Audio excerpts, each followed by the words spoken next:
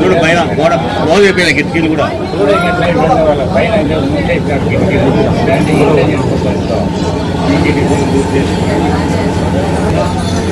నాకు చెప్పు అయాసం వచ్చింది ఈ రోగానికి.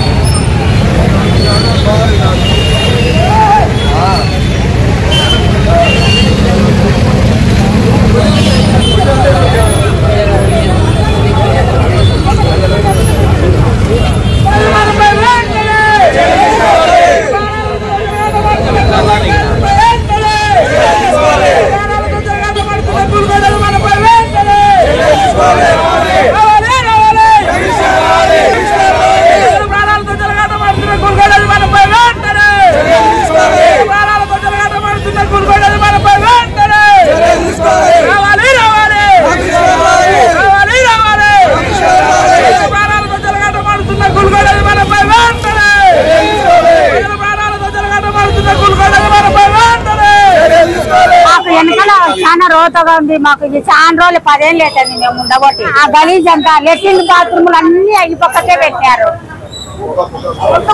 పొగ అంతా పోతుంది మాకు. ఎన్ని రోజులు మేము ఆడికి ఎన్ని మాటలు పెట్టినాము, ఫిట్టింగ్ పెట్టినాము, అన్ని చేసినాము.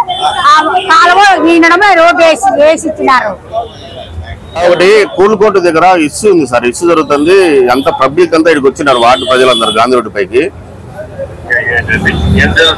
కూల్ కోర్ట్ ఉంది కదా, ice cream parlour Gandhi road లో, కరూర్ వైశ్య బ్యాంక్ ఎదురుగా. వాళ్ళు ఏం చేశారంటే వెనక ఉండే వార్డులో ఉండే రోడ్లన్నీ ఆక్రమించేసి బండలు పరుచుకొని రోడ్లో జనాలు తిరుక్కోకుండా, తర్వాత అక్కడ నుంచి వచ్చే పొల్యూషన్ అంటే ఆ ఫ్యాన్ నుంచి వచ్చే గాలి, ఆ గాలి ఏమైతే ఉందో మొత్తం రోడ్డు పైకి వదిలినారు. ఆ చుట్టుపక్కల నీళ్ళన్నీ ఖాళీ చేసి వెళ్ళిపోయారు. ప్రజలు ఎవరు అక్కడ నివాసం ఉండడం లేదు.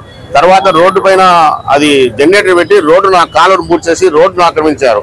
ఇంతవరకు ఇప్పటికే చాలా మంది కమిషనర్ కంప్లైంట్ ఇచ్చాం. మేము తిరుపతి జోన్ కూడా కంప్లైంట్ ఇచ్చాం పొల్యూషన్ సెంటర్ కు. దీని మీద ఏం యాక్షన్ తిరగలేదు. ఈ రోజు అంతా ప్రజలందరూ వచ్చారు నా కాడికి. ఆల్రెడీ చెప్పాను సార్ పొల్యూషన్ కంట్రోల్ బోర్డుకు, తిరుపతి వాళ్ళు చెప్తే ఇది మా పరిధిలో లేదండి, ఇది కమిషనర్ మీ పొద్దుటూరు పరిధిలోనే ఉంది అని చెప్పారు. ఆల్రెడీ ఇచ్చాం సార్. ముగ్గురు కమిషనర్కి ఇచ్చారు సార్. ముగ్గురు కమిషనర్కి ఇచ్చారు సార్. ఇక్కడ ప్రజలందరూ సమస్య చూపిస్తాం.